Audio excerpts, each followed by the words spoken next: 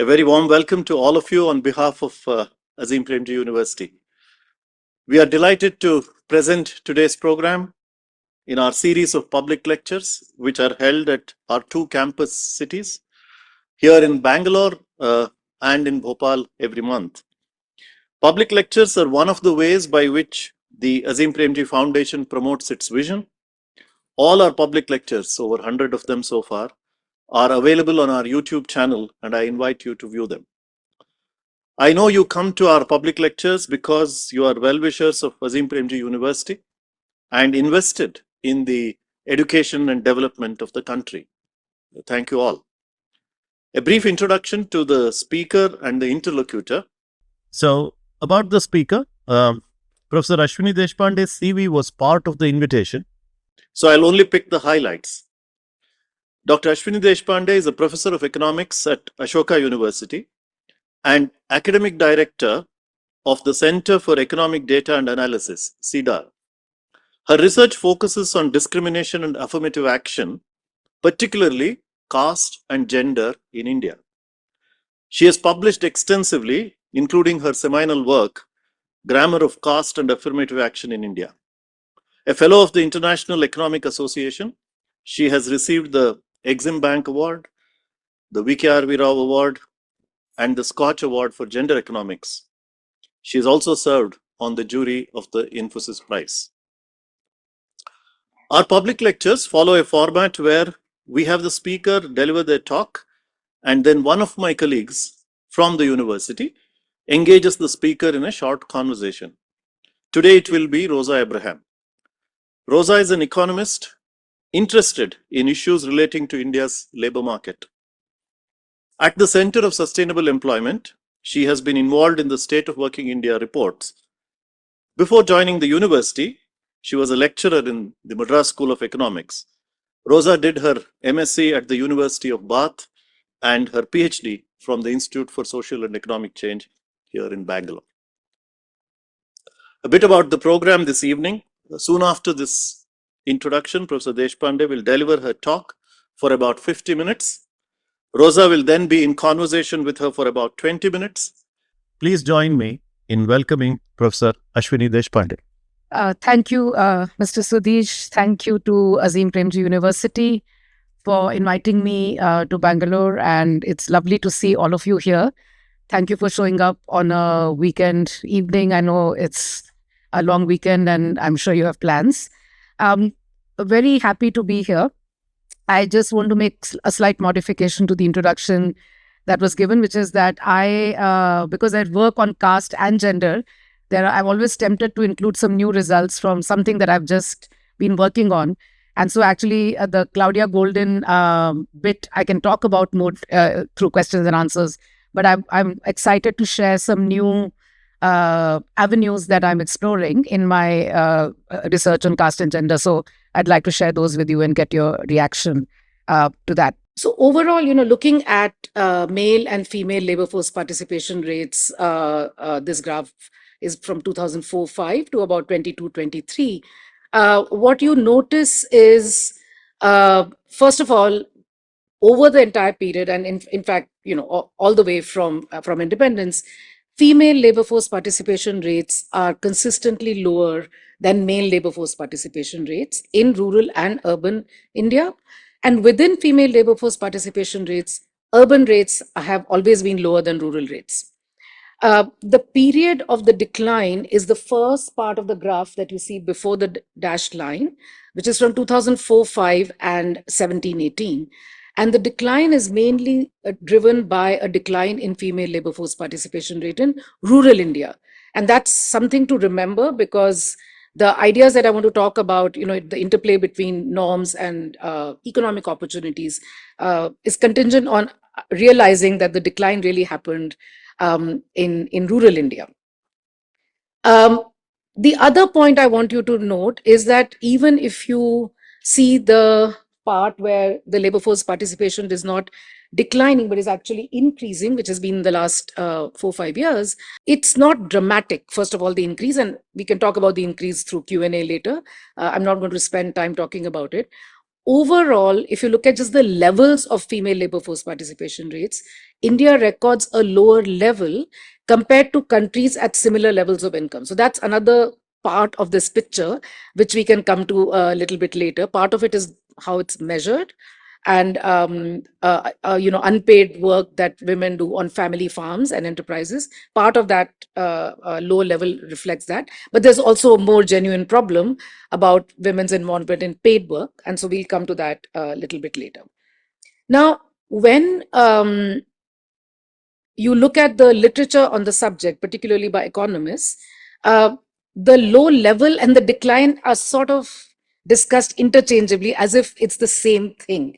Yes, they are two dimensions of the same problem, but the low level and the decline are interrelated but distinct phenomena, and I think they need to be analyzed as such.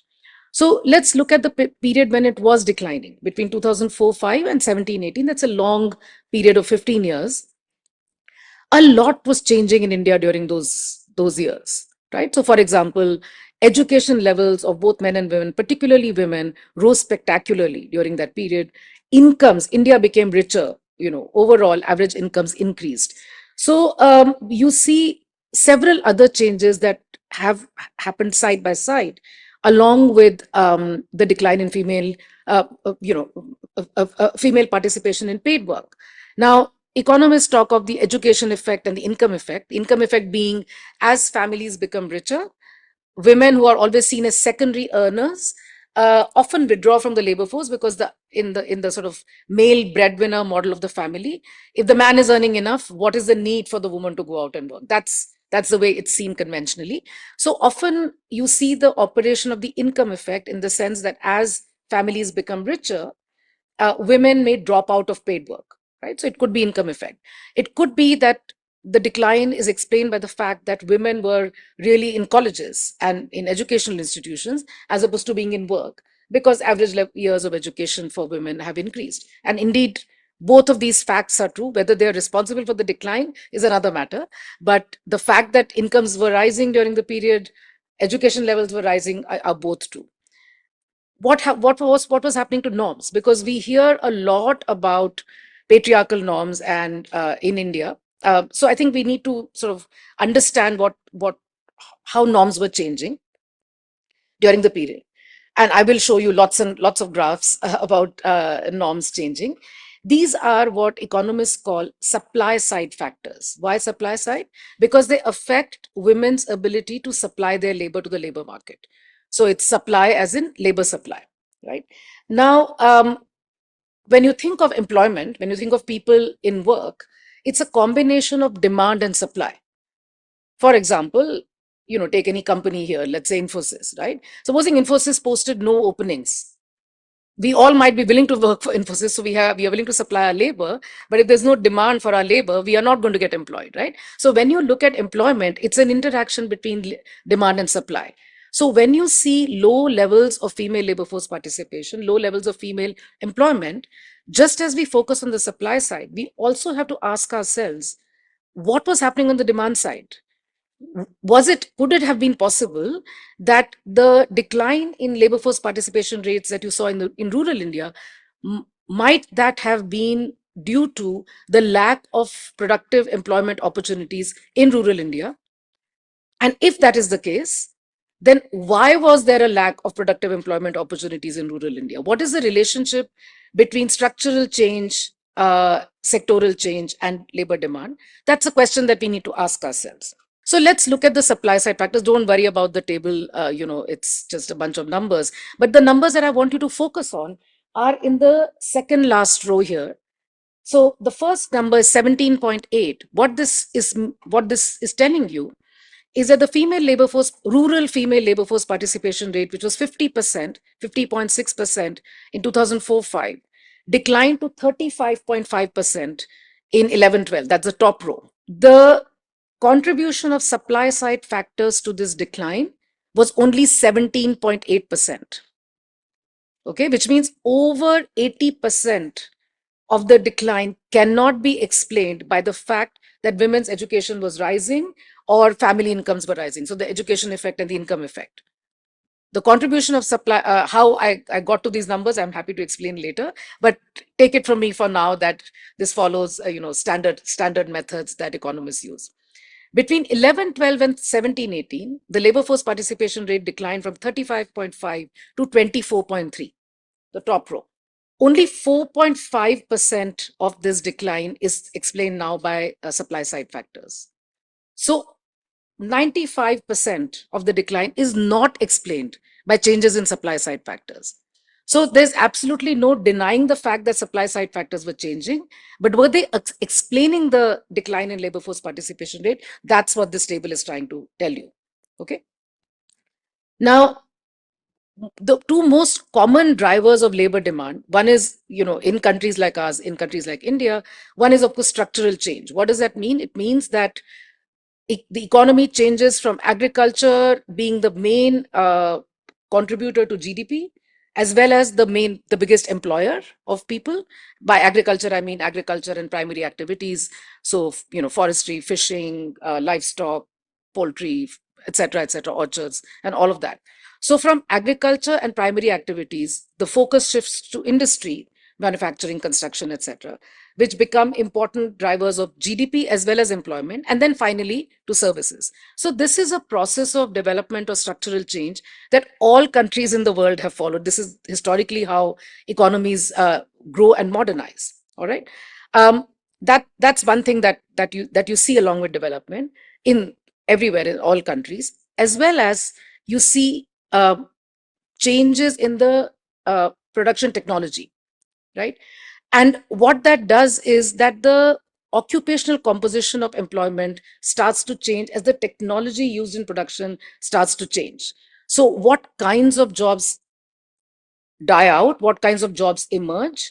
And what kinds of tasks are done by hand versus done by machines?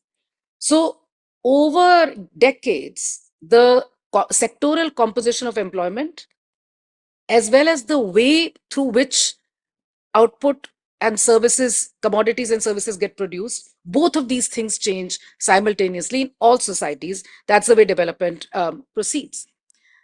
Elsewhere in the world, these changes have contributed to an increase in female labor force participation rate, both for reasons that are the following.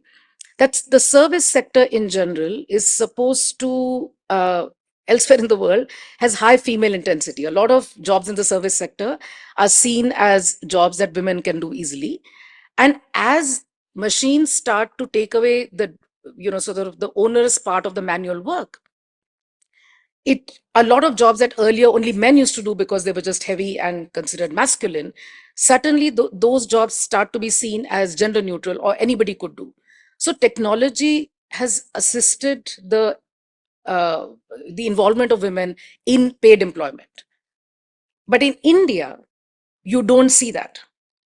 Both these factors are also happening in India, but you don't see the sectoral shift as well as the other kinds, the other shifts in the technique of production, technology, leading to an increase in female labor force participation rate. So that's a puzzle, which is not, India is not the only country where you don't see that, but India is one of the few countries where you don't actually observe this increase in female labor force participation rate that accompanies structural change.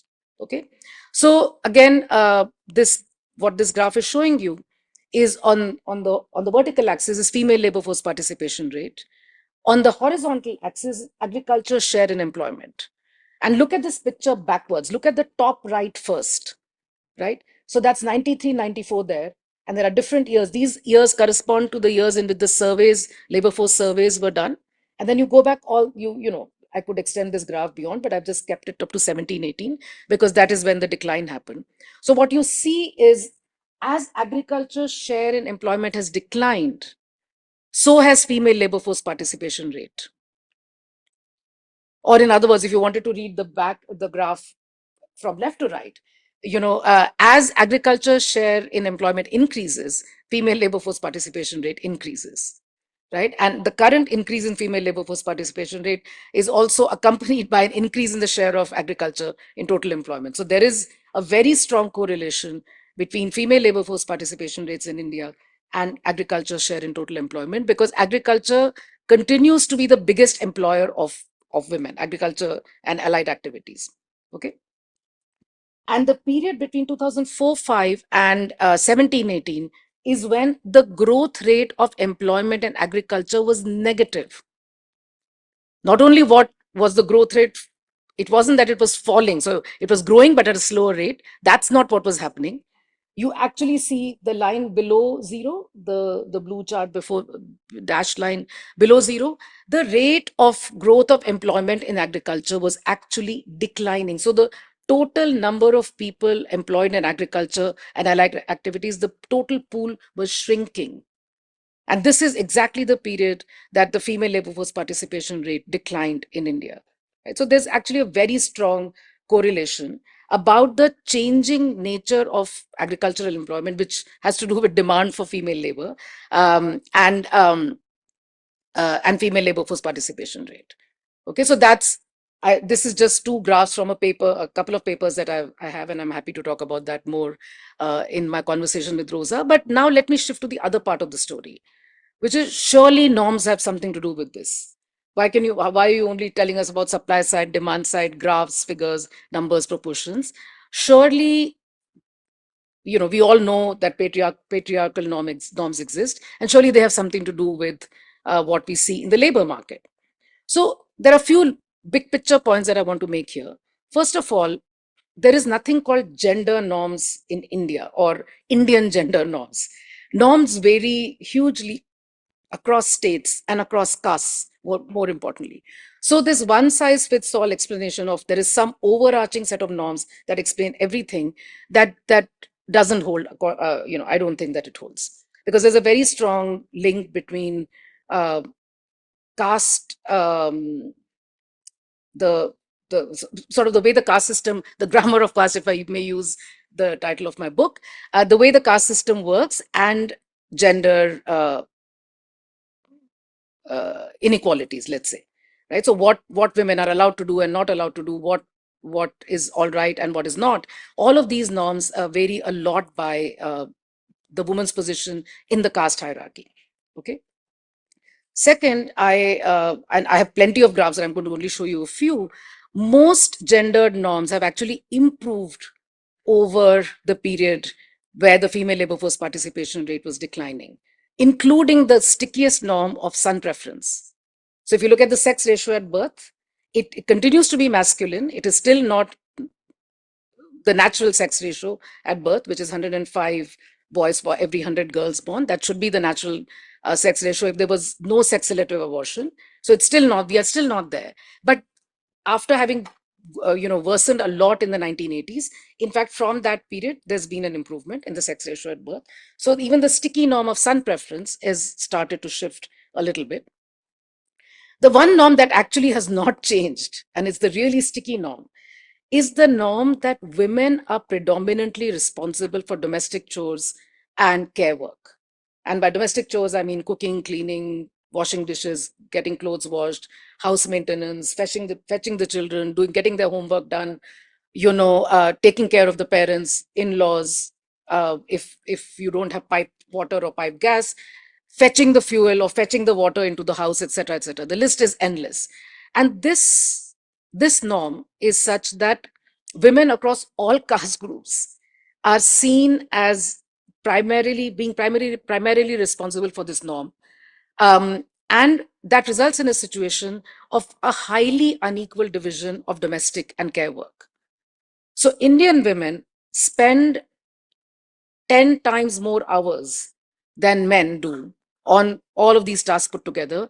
And unfortunately, this ratio, we had the first national time use survey in 2019, and we recently had the second one. Unfortunately, the micro data from the second one has not been released, but from the fact sheet, I can see that this ratio has not changed in the 5 years, although 5 years is a small period of time for this to shift, but it hasn't shifted.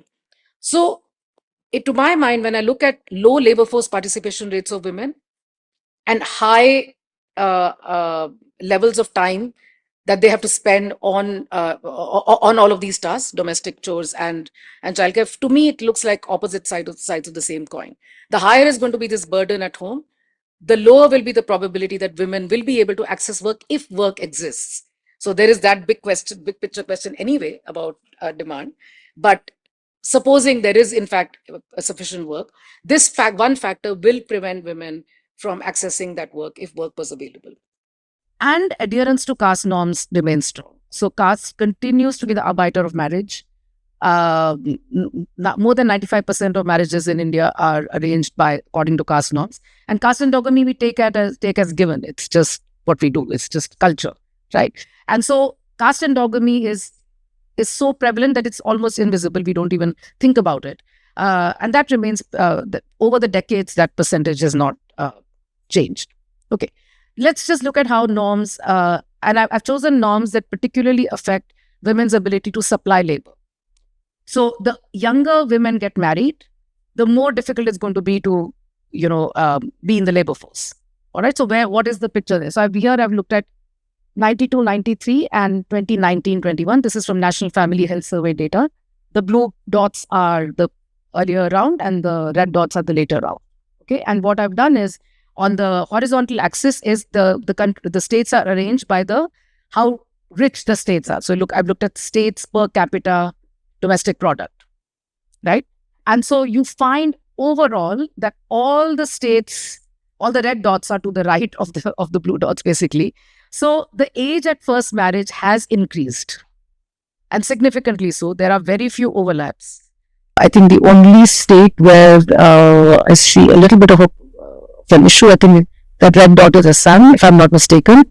But overall, the picture is that the age at first marriage, and I've plotted this for every round of the National Family and Health Survey, and there are 5 such rounds, and you see a very clear movement over the 5 rounds. So what you see here is a considerable heterogeneity across states. But over time, the trend is clear. The age at first marriage is increasing. Okay. And it is how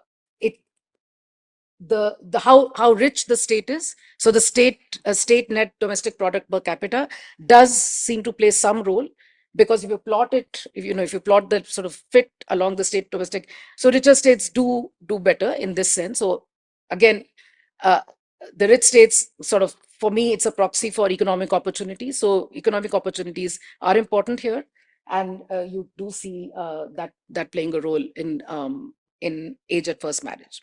Okay. Now you might say, well, age at first marriage, women may not be reporting correctly because maybe they just don't know what age they got married, or maybe they just inflated their age of first marriage. What is very hard to misreport is the age at first childbirth. So you could just look at the age at first childbirth instead of age at first marriage. Again, the picture is almost exactly similar. So you see an upward sloping line. So the richer the states are, the higher is the age at first marriage. This is not causal. It's not saying that growth because of high levels of income, that is why you have a higher age at first marriage. It could be other way around as well. So this is not about causation. It's about correlation. But you do see a clear correlation between the state domestic product and age at first childbirth. More importantly, you see an increase in the age at first childbirth for all states in India. So there's a clear increase in that. In National Family Health Survey, women are asked about how much agency they have about taking decisions about their own healthcare, right? So are they allowed to think about their own, visiting doctors or sort of seeking opinion about any ailments that they have? And the answers are classified as full agency, sometimes, never, etc. There are 4 categories. And if you look at the always and almost always, if you look at those answers, so I've classified that as women having agency, in having some say in their own healthcare, decisions about their own healthcare. And again, you see the same pattern here. Between 98, 99 and 29, 21, you see women's self-reported agency in deciding about their own healthcare has improved across all states in India. There's a question about, are you allowed to visit families, friends and relatives? Okay. So this is about female autonomy in sort of going out and being mobile. Again, the same picture. All of these have been plotted with state net domestic product on the horizontal axis. So you sort of see a picture also in relation to how rich the state is. And so again, you see an upward sloping curve here. So the pattern remains similar. But again, this is women's own reported agency in going out of the house to visit family and friends. That has improved. All of these, there are many. I have about 12, 13 norms. I'm not going to show you figures for all of them. I've chosen the ones that I think are most relevant from the point of view of labor force participation. Right? If women can decide about their own healthcare, if women are free to step out of the house to meet family and friends, if they are having children at a later age, all of these are indicators that they would be more likely to be in the labor force if the opportunities presented themselves. Education gap between spouses. The very interesting feature about India is that the education gap between spouses has been declining over time. In fact, there is now a paper using IHDS data written by the creator of the IHDS, Professor Desai, Sonal Desai.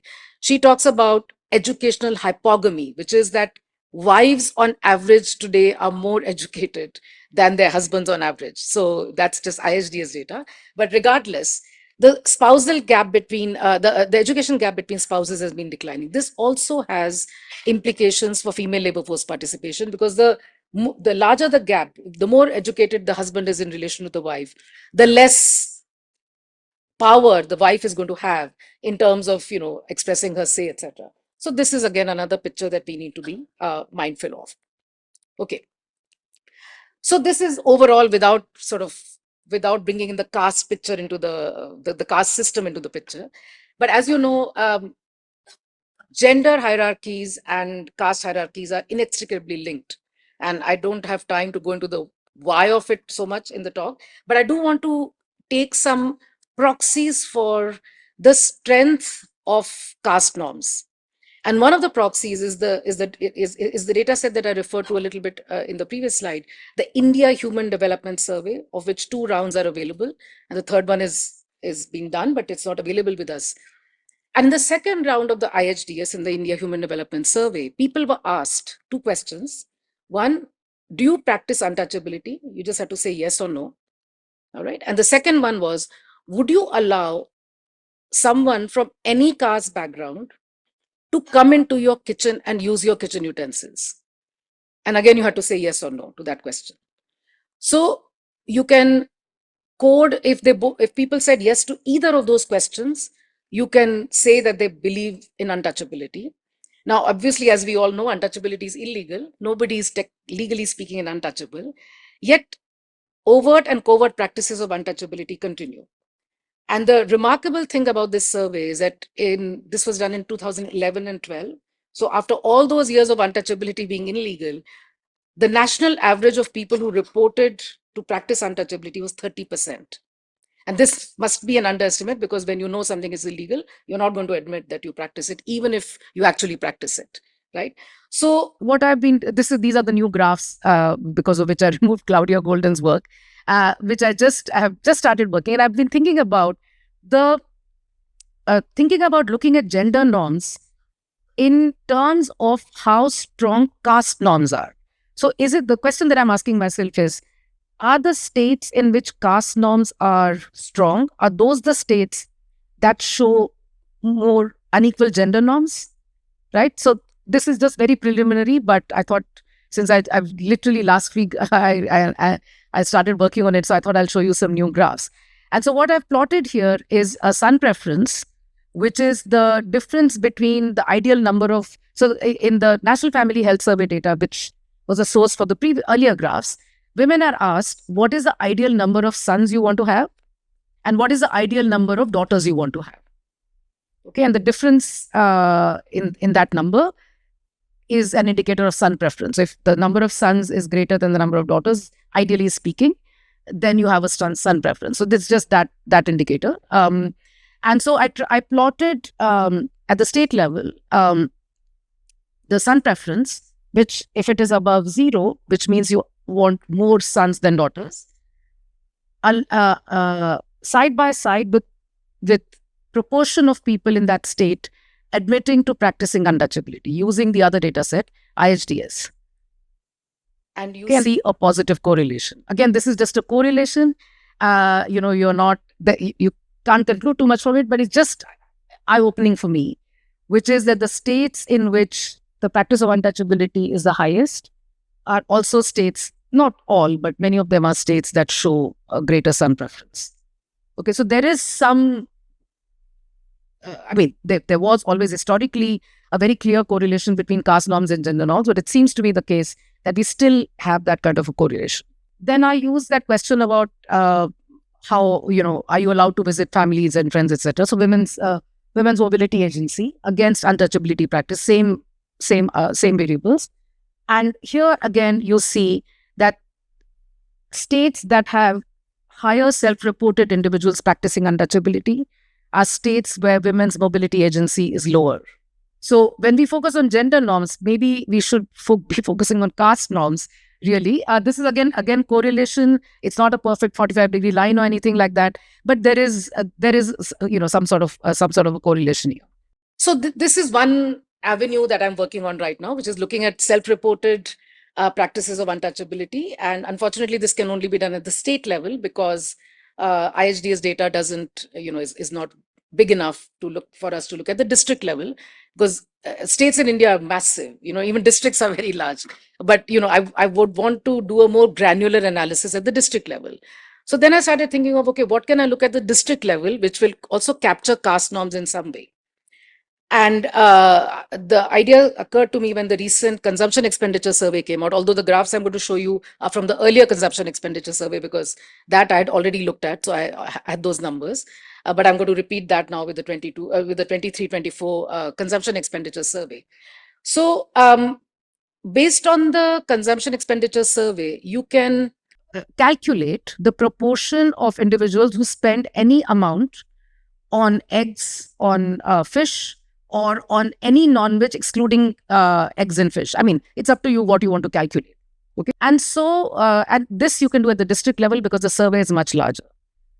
So I did a heat map of proportion of non-SC, ST, OBC Hindus that eat. I have three diet norms. One is eat any non-veg, including eggs.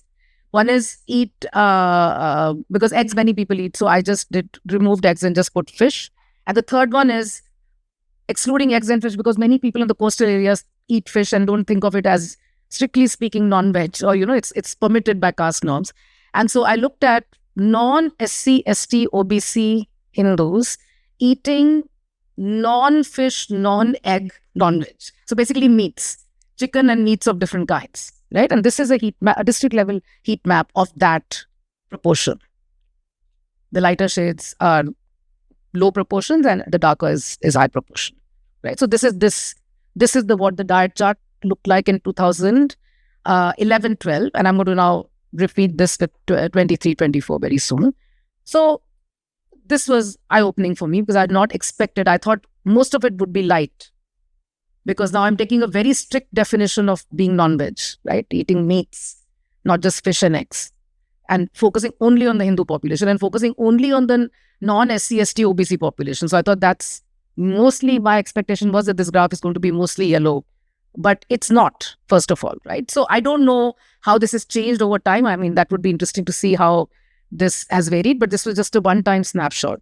So I said, okay, why don't I do the same thing now with this proportion with this diet norm that I just showed you earlier in the graph, right? And if you take that as the higher the proportion eating what I showed you earlier, higher the proportion of non-SC, ST, OBC Hindu population eating meat, you take that as some sort of loosening of caste norms, supposing you were to make that argument, then again you have the greater the proportion, the lower is the sun preference, broadly speaking.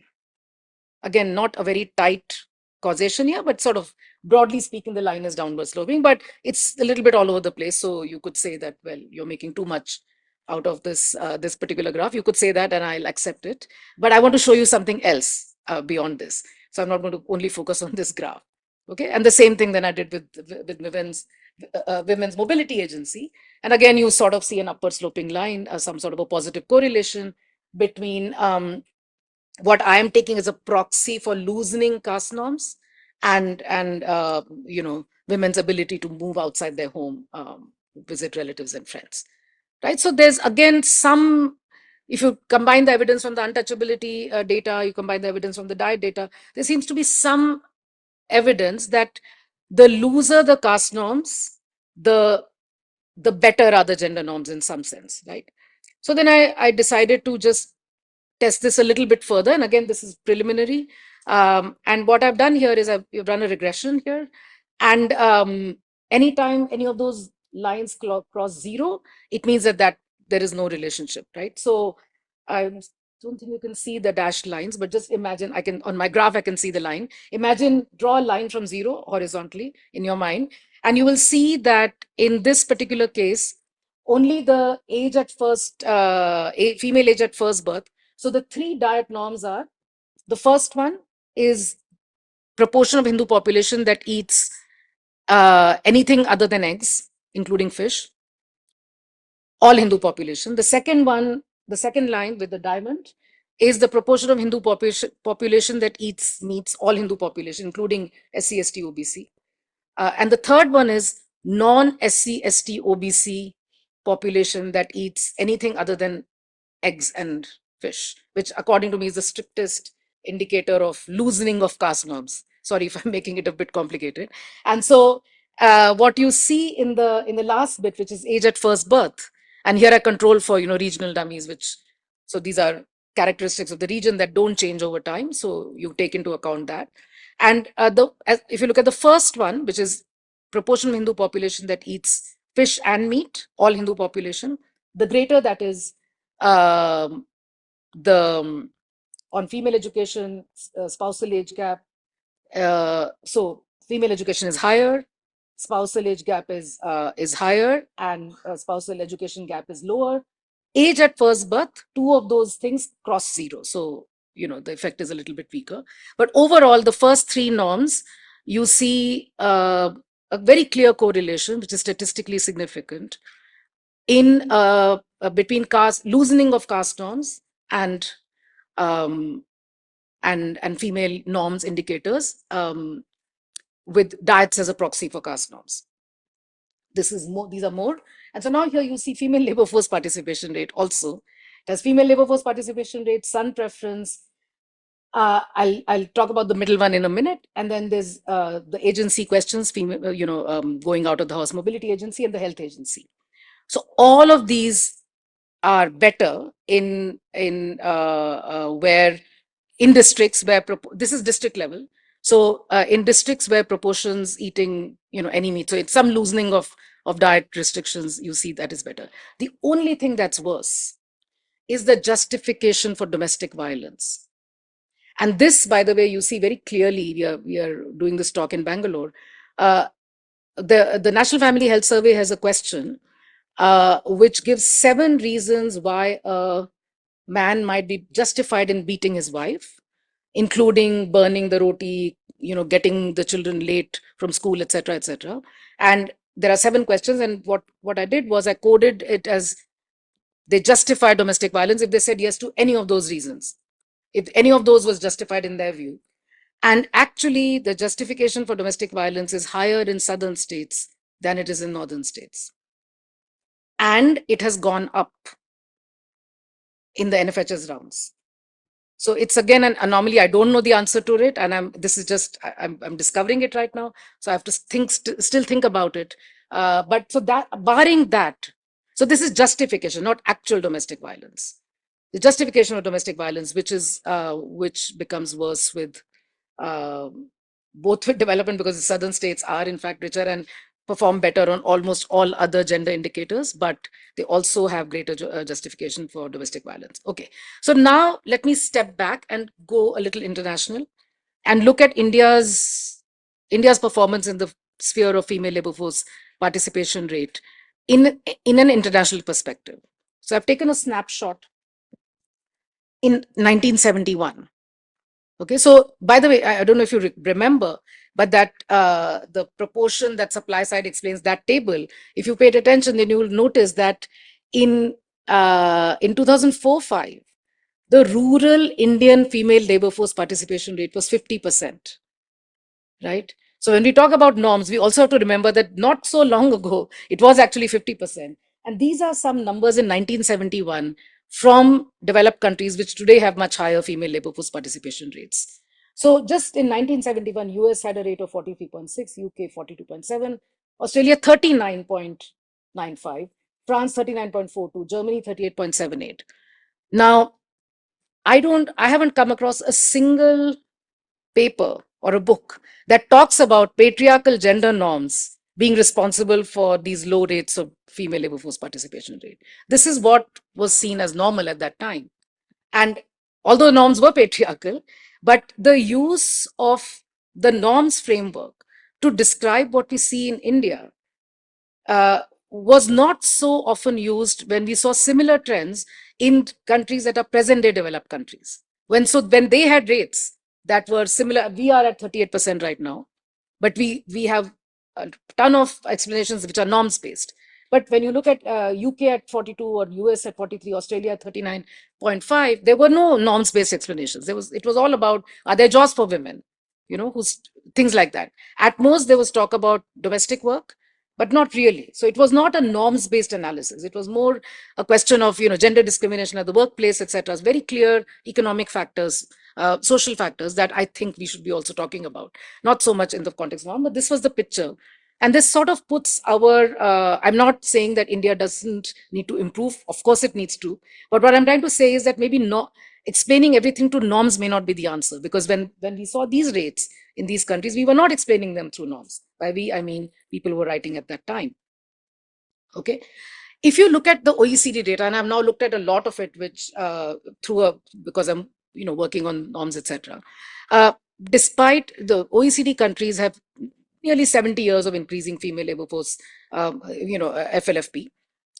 You look at gender gaps in many arenas, decision making spaces, CEO positions, boardrooms, etc., etc.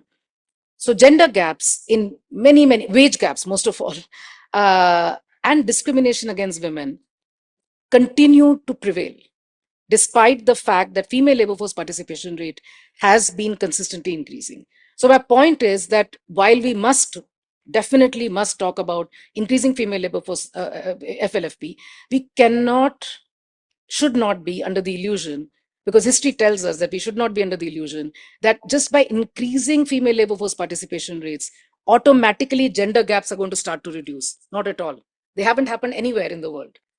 So we must, everything, all of these other factors will continue to be important, whether it's gender wage gaps, whether it's misogyny, glass ceiling, sexism, all kinds of things, right?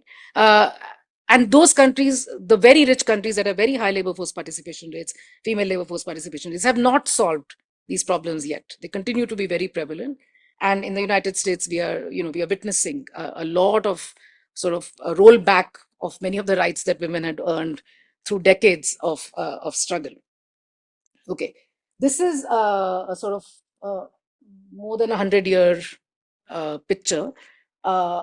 Up to 1980, this data was available from Our World in Data using time use survey data. I got my student to extend this to 2020. So the extension of this graph, my student has done. And so what this is showing is weekly hours dedicated to home production. By home production, I mean all the domestic chores. And you see from 1900 to about 1970, 1980, you see a decline in the number of hours that women spend. And you will see an increase in the number of hours that men spend. So first of all, in every year, every decade, women spend more time than men, which is exactly what we see in India as well. But at least in a period of 80, 90 years, you see a clear decline. But that decline has stalled now. From 1980 onwards, there's practically no change in the gender gap. And certainly, while male hours are increasing, female hours have remained stuck. And during COVID, we saw an expression of that when women dropped out of the labor force in the United States because working from home, even when they could work from home, but working from home meant that they were also responsible for the homeschooling and the care of the children, which was such an onerous job that they were not able to keep up. And many women dropped out of the labor force during COVID, even when they had not been laid off. They had their jobs, but they dropped out, right? And so this picture also is a kind of a cautionary tale, which is India is off the charts as far as this division is concerned. So we absolutely have to figure out ways of reducing the gap. But even after 100 years or so, the gap still remains substantial. And there could be a point where it doesn't change. And now, the next 5 years, we don't know what's going to happen, as many social attitudes in the US are changing. The trend of what are called trad wives or traditional wives is sort of gaining ascendance. The fact that all this modernization and feminism and all of this was wrong, women should basically be homemakers and taking care of the children, etc. This tendency is now pretty strong in certain segments of the American population. So we don't know what it will show up as later on. Let's come to intimate partner violence or domestic violence. It's not just intimate partner violence, but domestic violence. And we talked about justification for domestic violence. And of course, when we always see numbers on domestic violence, you have to be a little careful about how to interpret them. First of all, these are underestimates because many women don't report domestic violence. So that's everywhere, not just in India. Secondly, when you see a high number, there's always a question about, is it high rates of incidence, or is it that women are reporting more? So imagine a society where domestic violence is very prevalent, but women are afraid to report. So then you won't see these numbers, right? Regardless, let's assume it's incidence, because you cannot disentangle easily the incidence versus reported issue in domestic violence. And India is on the higher end of the spectrum. So these are OECD countries and India. So what I did was I went to the OECD website, took the data from OECD, and I put in India's data just to see where India lies on the spectrum. And India definitely lies on the higher end. But there are OECD countries, which is far richer countries, that have a greater, you can't read these numbers. So the red line is India, and you see there are countries that report higher proportions of intimate partner violence. So nothing to be proud of for any country. Any country that reports this data, there's nothing to be proud of at all. But the point is that when we talk about social norms, and if domestic violence is an indicator, one of those social norms, what you see is a continuum here. Not that some countries have crossed that barrier and are just the other side of the divide, and countries like India and some others are on this really bad side of the divide. You don't see that. So the point that I make about norms is, of course, norms are important. Of course, there are gendered norms in all countries, but I see them as a continuum rather than as some countries with good norms and some countries with bad norms, India being one of the countries with bad norms. I cannot see that picture at all, right? And even in India, as you see, and I have many more graphs which are not on this slide deck, where norms have improved. So we have to rethink the role of norms in terms of explaining a lot of gendered outcomes. So this is my last slide. So from the supply side, my own understanding is that the heavy burden of what feminists call reproductive labor, which includes all the domestic work and care work, from the supply side, that's the chief barrier for women to access employment. But despite this very heavy load of reproductive labor, women's willingness to work, and by work I mean paid work, to be in the labor force, women's willingness to work is high. There are surveys after surveys, including those done by the government, done privately. I have myself done a couple of surveys, and you see when women are asked, if work was to be made available near your home, would you take it up? Why near your home? Because of the previous bullet point, which is high rate of high heavy responsibility of domestic labor.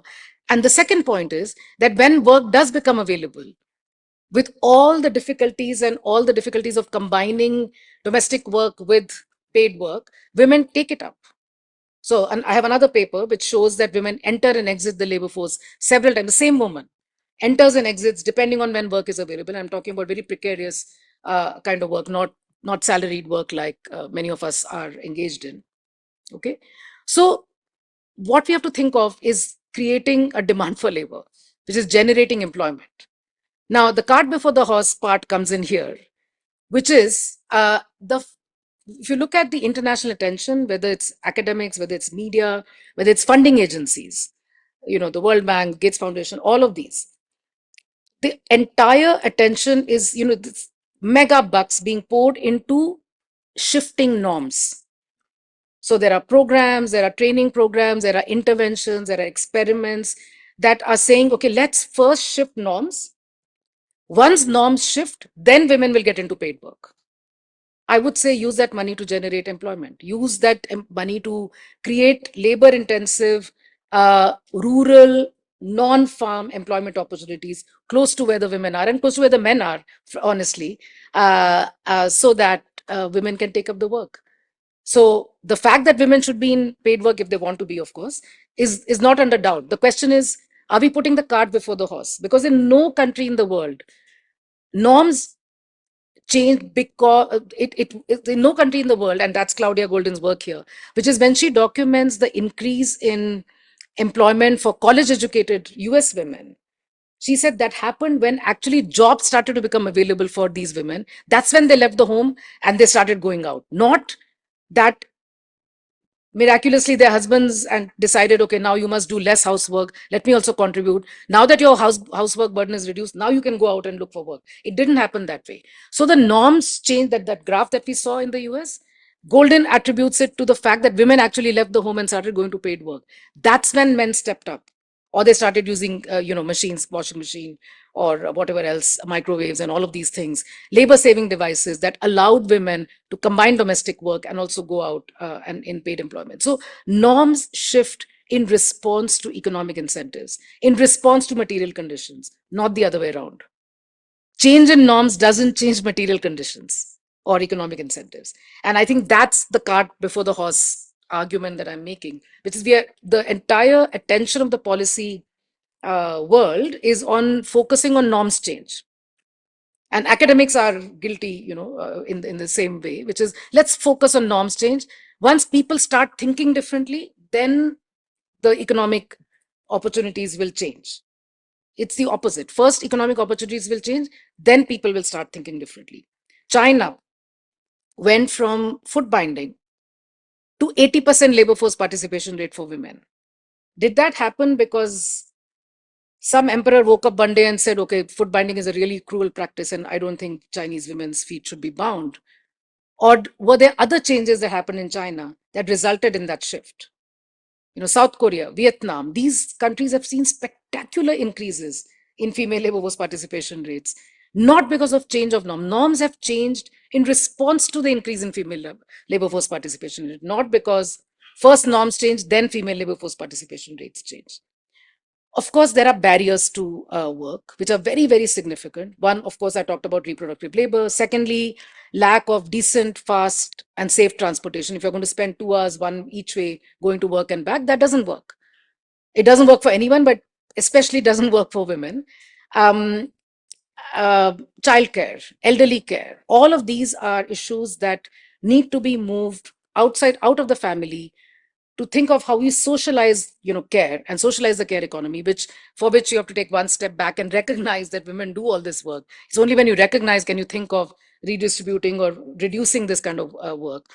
And this is when men and women should be able to access work within commuting distance, right? So these are very, very important barriers, but I see them as demand side barriers, not really. I mean, I know it affects women's supply of labor, but these are fixed from the demand side, not through norms change. And this is the lesson from history. I've looked at Claudia Golden's work. I've looked at other people's work. Where women enter paid work in large numbers, norms inside the home begin to change, although very slowly, as we saw in the graph from the United States.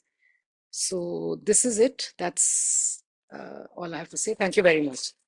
Fascinating lecture and lot for us to think about. I want to actually start off with where you concluded, which is on the policies question.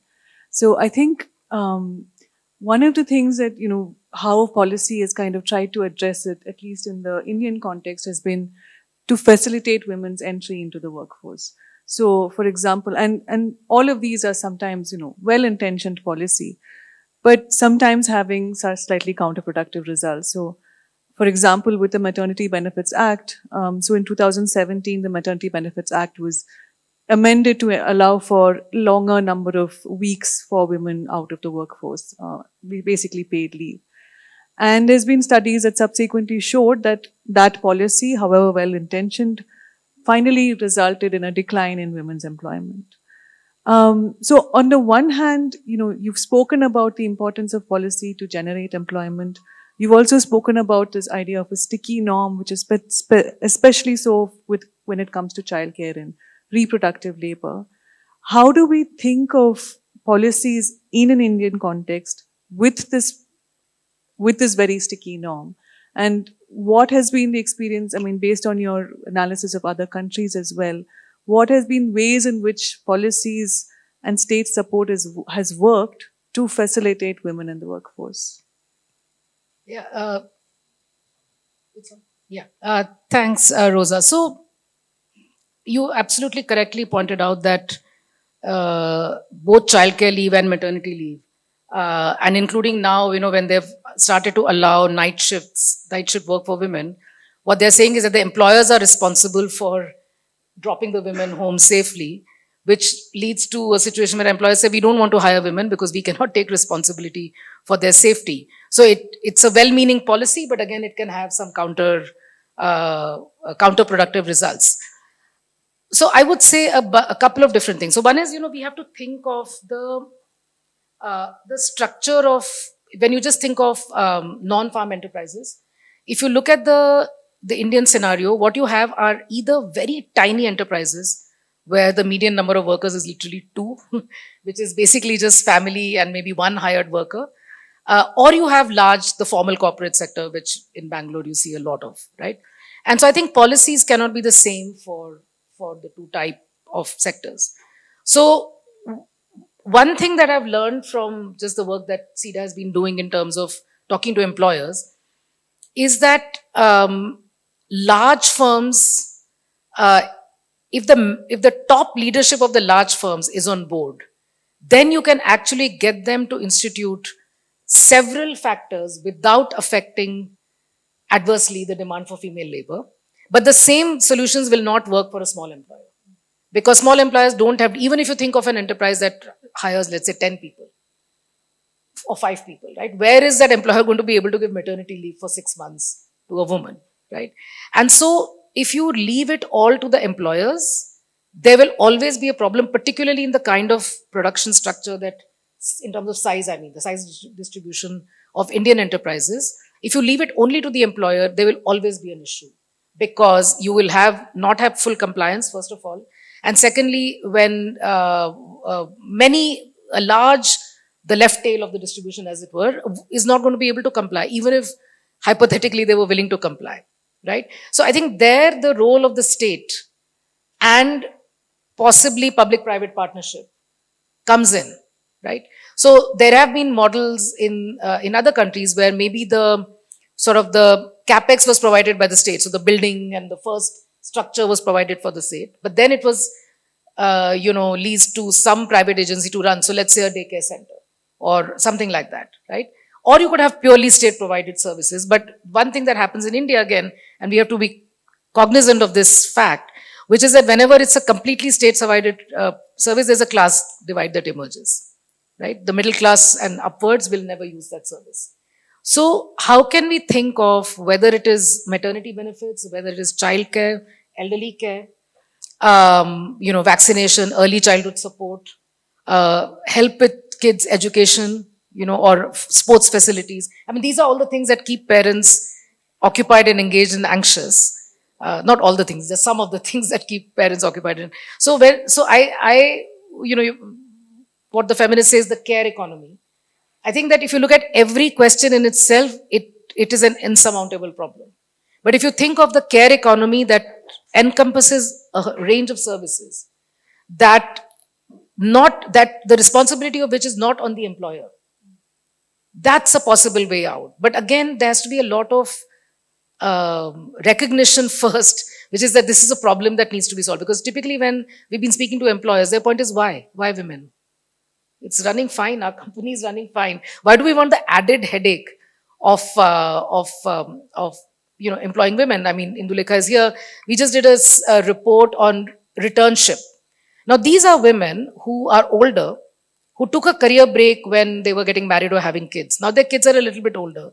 They themselves realize that they can get back to paid work. They are willing to get back to paid work. They want to get back to paid work.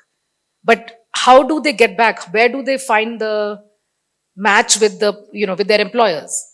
How can we convince the employers to look at this constituency of women, the older women, to be in the paid work? So we focus a lot on entry level hiring, and all the discussion also about, even academics, we just tend to focus on entry level, and it's an important point. I'm not saying that. But there is a very significant constituency of older women who actually face fewer of these barriers, and they are willing to get in. So if you think that increasing participation of women in work is important, in paid work is important, then you could perhaps consider a bunch of different things. One, of course, what I said earlier, which is creating jobs close to home. That's the one thing.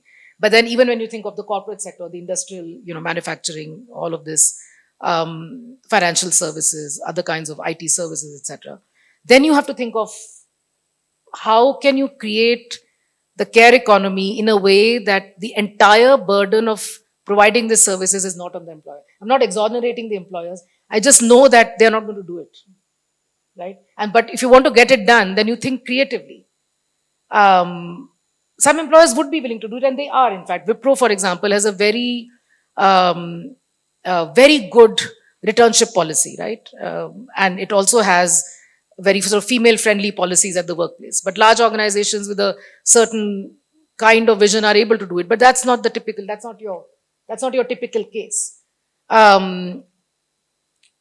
So I think gender bias at the workplace is very real, and I'm not talking about the formal sector, the large enterprises in the formal sector, and that definitely needs to be tackled. And it's not going to be easy. There will always be pushback. Why women? We are doing fine, Why do you want to complicate the situation now by saying, okay, hire women, or hire this, or hire that? So why not business as usual? So I think that's a struggle. But to be aware of policies that can have a counterproductive impact, I think is a very, very important point. Thanks. I actually want to, I think I really like how you separate the sort of the demand and the supply side story. And I think, at least in academia, we are starting to get separated into two camps in a sense, the demand side camp and the supply side camp. And I don't know, I'm still sitting on the fence, and I think maybe, but I just want to understand, is it an either or question, right? So you have evidence that shows that women who are married, lower employment rates. I mean, it's simple cross-section of evidence.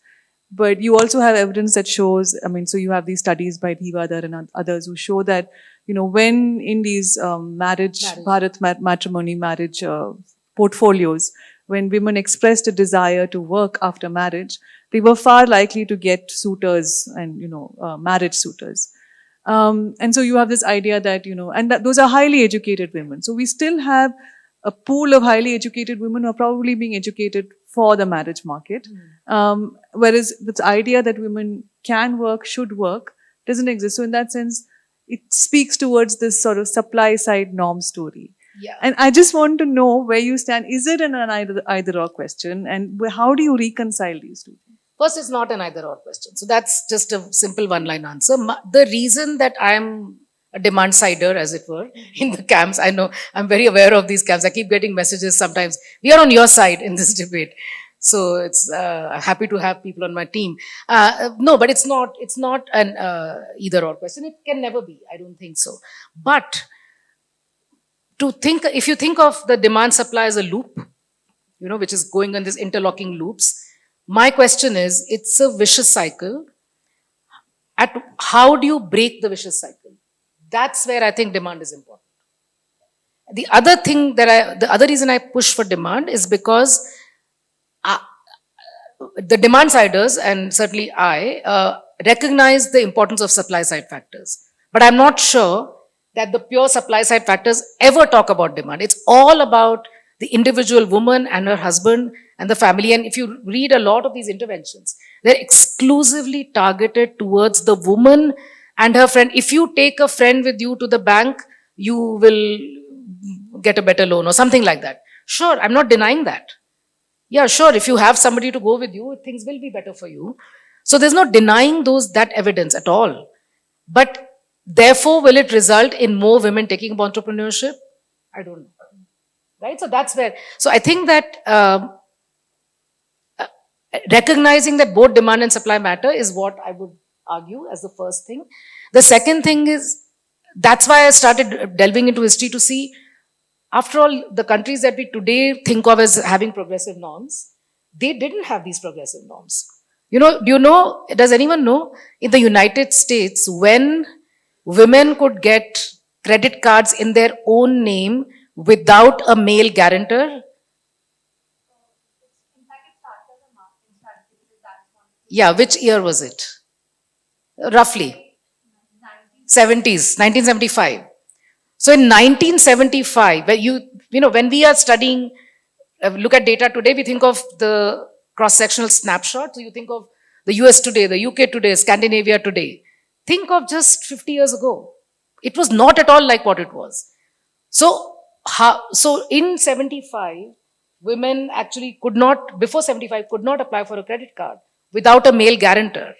Many of the very prestigious universities that are the sort of beacons of knowledge and all the rest of it did not admit women until much later, right? And so somehow we don't use the word norms to describe all of these gender biases. So my sort of, the reason that I keep pushing this saying, look elsewhere, not just at norms, is because I think that there is patriarchy, which takes different forms in different settings and in different times. Even in one given country, it doesn't take the same form. I think it evolves and it, and we all, and I don't think there's any country that's sort of post-patriarchal, right? And so, but how did, and I think the weakening of patriarchy is not a linear trend, as the US is showing us right now. So there's going to be many steps forward and several steps back, and then again many steps forward. But how did those changes, how did the changes that we consider progressive, how did those changes happen? Did they happen because people started saying, okay, I think these patriarchal norms are wrong and you should please abandon these? Or did people abandon them because they started, it started to make sense to them? I mean, for example, the average number of children that Indian women have. Today, it's gone down to 2.1, which is the replacement rate. In urban India, it's 1.9. Certain communities and certain states, is even less than that. It's less than replacement level. My grandmother had 8 children from my mother's side.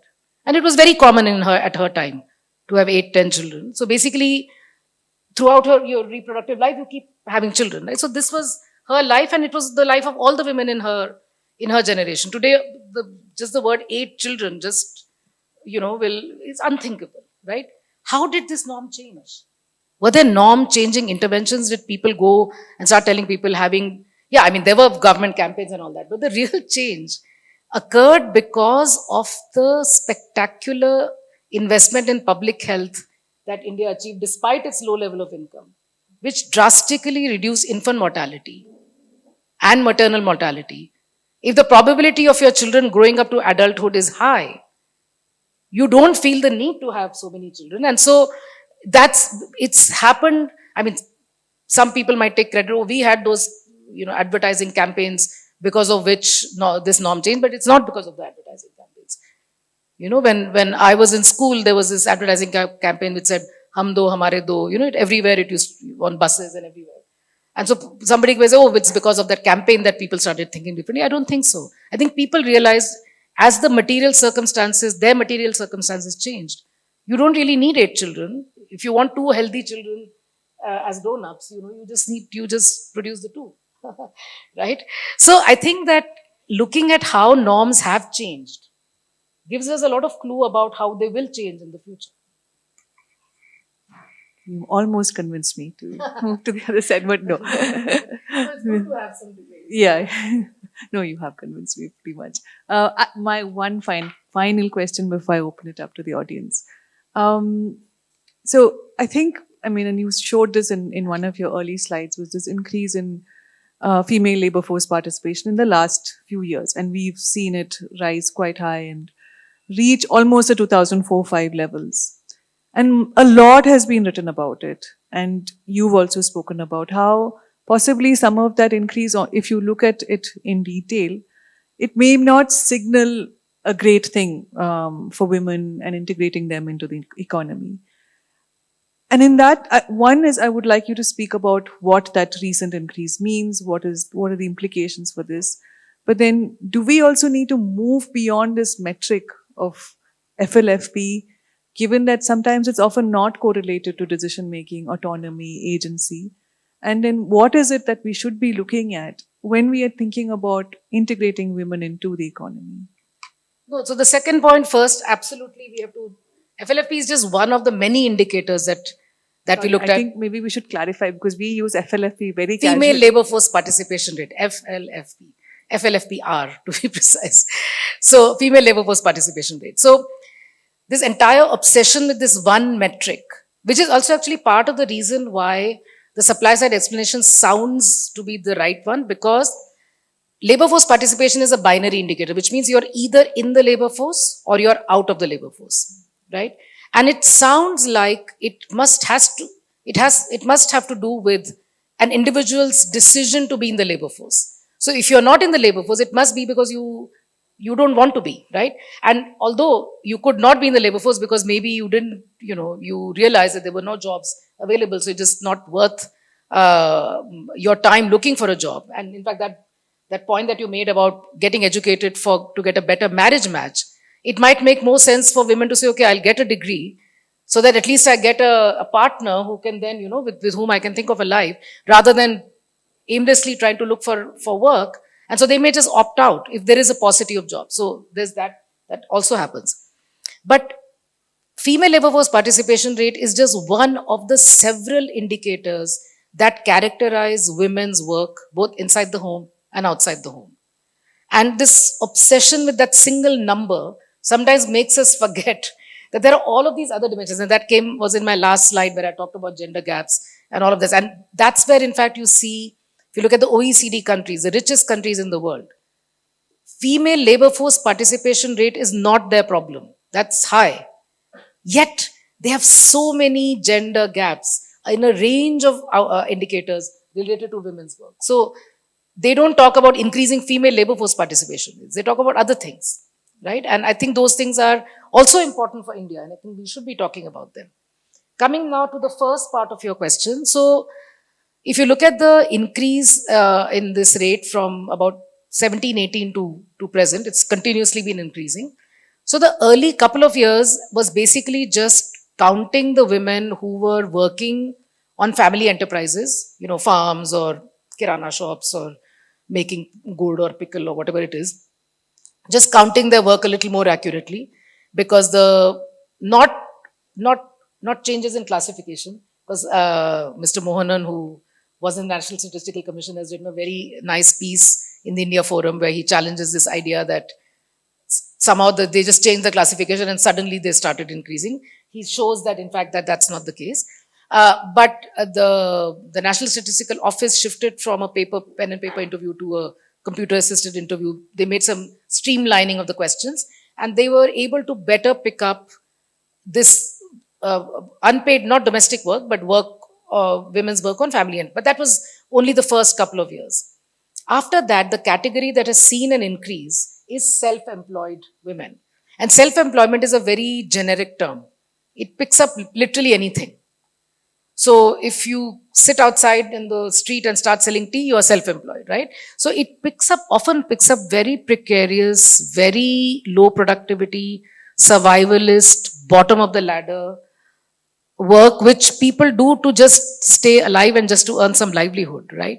And that has increased. So you don't see an increase in earnings of the self-employed, but you see an increase in women classifying themselves as self-employed. So which basically means that women are out there doing something to earn a living, not that they're earning. So it's not a transformative move by any stretch of the imagination.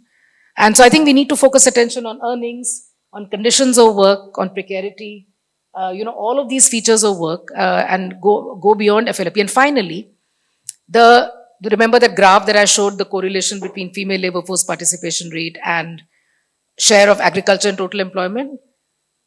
The structural transformation of the economy, which meant agriculture, the share of agriculture in total employment was declining through the decades.